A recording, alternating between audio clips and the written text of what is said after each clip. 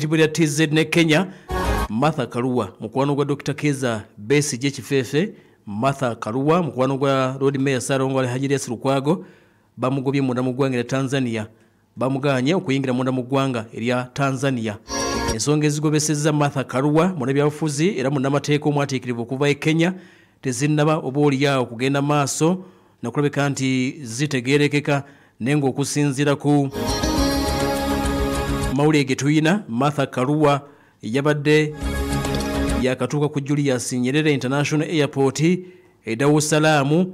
ne bagenda maaso n'okuleka nti bamutikise ne bamuzza e Kenya era ne bamutegeeza nti entry ye yabadde denied n'akomawo yabadde ne bannamateeka ab'eggwanga erya Kenya okuli Gloria Kimani ne Lini Ngugi ne bakomawo kati bagamba nti bano babadde bagenyi ab'ekitongole ekiyitibwa East Africa Law Society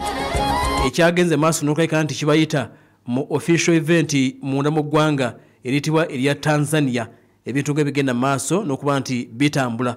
kati Martha Karua bwe batyo ne bagenda maaso n'okuba nti Abatanzania bamugobye Batanzania bamugobye ekigambo okuba nti batidde amawulire agava e Kenya gategeeza nti bayinza okuba nti batidde nti ono ayinza okutandika okutinkiza nawe oluvuganya gavumenti jjukira nti n'ekibiina ekiri ku luvuganya gavumenti yagezaako okuba nti oboolyawo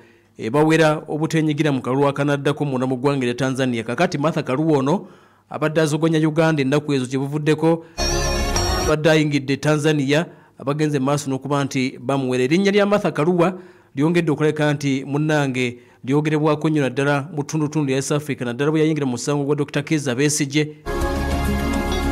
ogw'okumuwolereza kakati abadde agenze Tanzania nsonga z'amateeka amawulire ge tuyina gaagano gategeeza nti bamufuumuddeyo Isirairi mu lunaku oluyise yayingidde e Gaza bagamba nti bagenda kuvaayo ground offensive naye mu kiro kimu nga bamaze okuyingirayo bagenze maaso n'okuleka nti basse 150 Abaisirairi 150 bebasse mu kiro kimu kyokka bwe kiti nga bayingidde munda mu ggwanga eriyitibwa erya ekitundu eky'e Gaza eky'oluwannanda ground offensive ate nga Ssaabaminisita gwe bayita King Bibi Benjamin Netanyahu ayongera okubeera ng'agamba nti oboolyawo tebagenda kukkiriza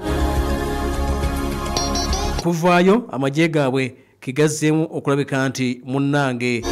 gayingira nga bwe tugenda maaso n'okuba nti tuberengera wenna ataddeko PAL FM ekkula eri omuntu wa bulijjo ne tulindirira essimu wakati wa Donald Trump ne Vladimir Putin bategeezezza nti later today bagenda kuba boogerezeganyaamuko ku ssimu kawandwa bigambo Donald Trump ne President Vladimir Putin ku nsonga eziwerako ndirindiride kigenda kuvaayo Trump